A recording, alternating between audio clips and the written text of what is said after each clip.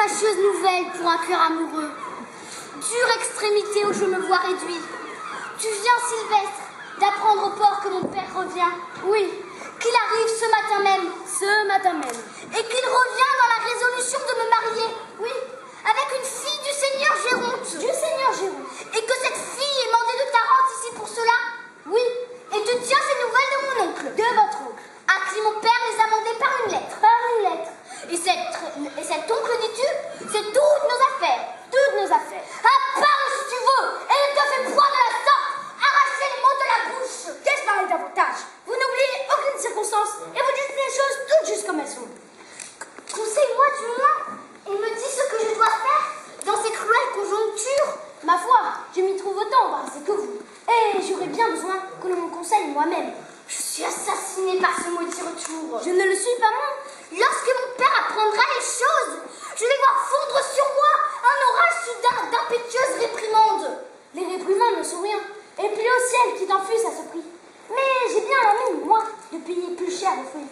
Et je vois bien se former de loin un nuage de coups de bâton qui crèvera sur mes épaules. Au ciel, par où sortir de l'embarras où je me trouve? C'est à quoi vous deviez y songer avant de vous y jeter. Ah, tu me fais mourir par tes leçons hors de saison. Vous me faites bien plus mourir par vos actions étanches. Que dois-je faire? Quelle résolution prendre? À quel remède recourir? Qu'est-ce, signor Octave? Qu'avez-vous? Qu'y a-t-il? Quel désordre est cela? Je vous vois tout troublé. Ah, mon pauvre Scapin! Je suis perdu, je suis désespéré. Je suis le plus infortuné de tous les hommes. Comment? N'as-tu rien appris de ce qui me regarde? Non. Mon père arrive avec le seigneur Géronte et ils me veulent marier. Eh bien, qu'y a-t-il là de si funeste? Hélas, tu ne sais pas la cause de mon inquiétude. Non, mais il ne tiendra qu'à vous que je le sache bientôt. Ah, Scapin, si tu pouvais trouver quelques inventions, forger quelques machines pour me tirer de la peine où je suis, je croirais t'être redevable de plus que de la vie. À vous dire la vérité, il y a peu de choses qui me soient impossibles. J'ai sans doute reçu du ciel un génie assez beau pour toutes les fabriques de ces gentillesses d'esprit, de ces galanteries ingénieuses, à qui le vulgaire ignorance donne le nom de fourberie. Mais ma foi, le mérite est trop maltraité aujourd'hui, et j'ai renoncé à toute chose depuis certains chagrins d'une affaire qui m'arrive. Comment? Quelle affaire, Scapin? Une aventure où je me brouillais avec la justice. La justice? Oui. Ouais, la justice. Oui, je ma petite démêlés ensemble. Elle en usa fort mal avec moi, et je me dépité de telle sorte contre l'ingratitude du siècle que j'ai résolu de ne plus rien faire. Baf! Ne laissez pas de me conter votre aventure. Tu sais, Scapin, qu'il y a 2 mois que le seigneur Géronte et mon père s'embarquèrent ensemble pour un voyage qui regarde certains commerces où leurs intérêts sont mêlés. Oui, je sais cela. Et que Léandre et moi nous fûmes laissés par nos pères, moi sous la conduite de Sylvestre et Léandre sous ta direction. Oui, je me suis fait bien acquitté de ma charge. Quelque temps après, Léandre fit rencontre d'une jeune égyptienne dont il devint amoureux. Je sais cela encore. Comme nous sommes grands amis, il me fit aussitôt confidence de son amour et me mena voir cette fille. Il ne m'entretenait que d'elle chaque jour. Où est-ce que cela veut aller? Un jour que je l'accompagnais pour aller chez des gens qui gardent l'objet de ses baux, nous entendîmes dans une petite maison quelques plaintes mêlées de beaucoup de sanglots. Où est-ce que cela nous mène? Nous entrons dans une salle où nous voyons une vieille femme mourante assistée d'une servante qui faisait des regrets et d'une jeune fille toute fondante en larmes, la plus belle et la plus touchante qu'on ne puisse jamais voir. Ah! Une autre réparut effroyable en l'état où elle était. Elle brillait de 1000 attraits, et ce n'était qu'agrément et que charme que de toute sa personne. En effet, cela est touchant. Si tu l'avais vu, Scapin, en l'état que je te dis, tu l'aurais trouvé admirable. Oh, je n'en doute point, et sans l'avoir vue, je vois bien qu'elle était tout à fait charmante. Elle faisait fondre chacun en larmes en se jetant amoureusement sur le corps de cette mourante qu'elle appelait sa chère mère. En effet, cela est touchant. Scapin, un barbare l'aurait aimé. Assurément, le moyen de s'en empêcher. Après quelques paroles dont je tâchais d'adoucir la douleur de cette charmante affligée, nous sortîmes de là et demandant à Léandre ce qui lui semblait de cette personne. Écoutez, si vous n'abrégez ce récit, nous en voilà pour jusqu'à demain. Laissez-le-moi finir en 2 mots. Son cœur prend feu dès ce moment. Il ne saurait plus vivre qu'il n'aille consoler son aimable affligée. Le voilà marié à elle depuis 3 jours. J'entends. Maintenant, mais avec cela, le retour imprévu du père, on n'attendait que dans 2 mois. La découverte du mariage qu'on veut faire et de l'autre mariage que le seigneur Géronte veut faire d'une fille qu'il a eu d'une seconde femme qu'on dit qu'il a épousée à Tarbes. Et par-dessus tout cela, mais encore l'indigence où se trouve cette aimable personne, et l'impuissance où je me vois d'avoir de quoi la secourir. Est-ce là tout? Vous voilà bien embarrassés, tous deux, pour une bagatelle. C'est bien là de quoi s'en alarmé.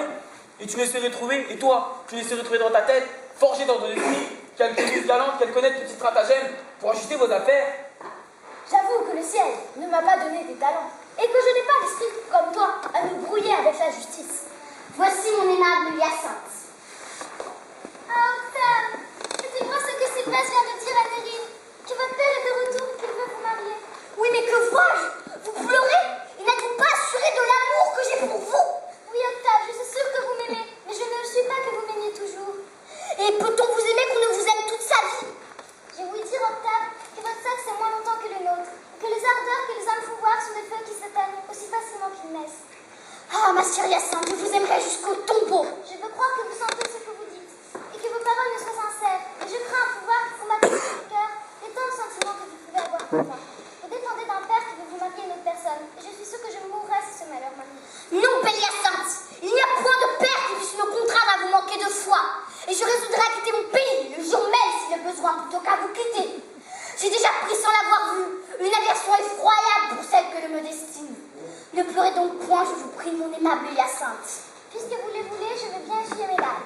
Et j'attendrai d'un œil constant ce qui plaira au ciel de résoudre-moi. Le ciel me sera favorable. Il ne sera m'être contraire si vous m'êtes fidèle. Je le serai, assurément. Je serai donc heureuse. Voici un homme qui pourrait bien, s'il le voulait, nous être dans tous nos besoins d'un secours merveilleux. J'ai fait de grands serments de ne me mêler plus du monde. Mais si vous m'en priez bien fort tous deux, peut-être.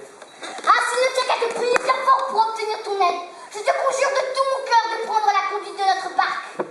Et vous, ne dites-vous rien? Je vous conjure à son exemple par tout ce qui vous est le plus cher au monde de vouloir servir notre amour. Bien.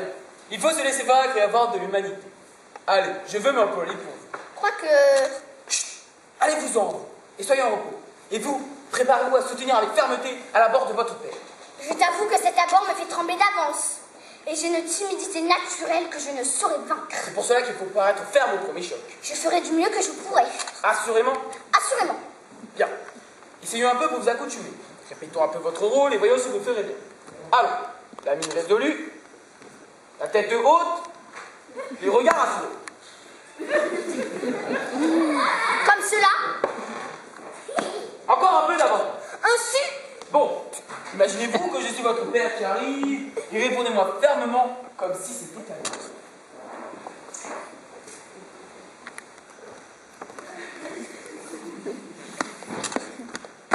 Comment?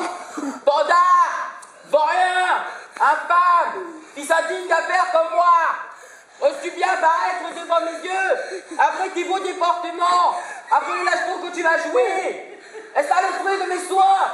Marron! Le respect qui m'est dû! Allons donc! Tu as l'insolence, Trifon, de t'engager sans le consentement de ton père, de contracter un mariage clandestin? Réponds-moi, coquin! Réponds-moi! Voyons un peu tes belles raisons! Oh, mais que diable vous fait demeurer interdit! C'est que je crois que c'est mon père que j'entends. C'est pour cela qu'il ne faut pas être comme un innocent! J'ai envie de prendre plus de résolutions et j'y répondrai fermement. Assurément! Assurément. Voilà votre père qui revient.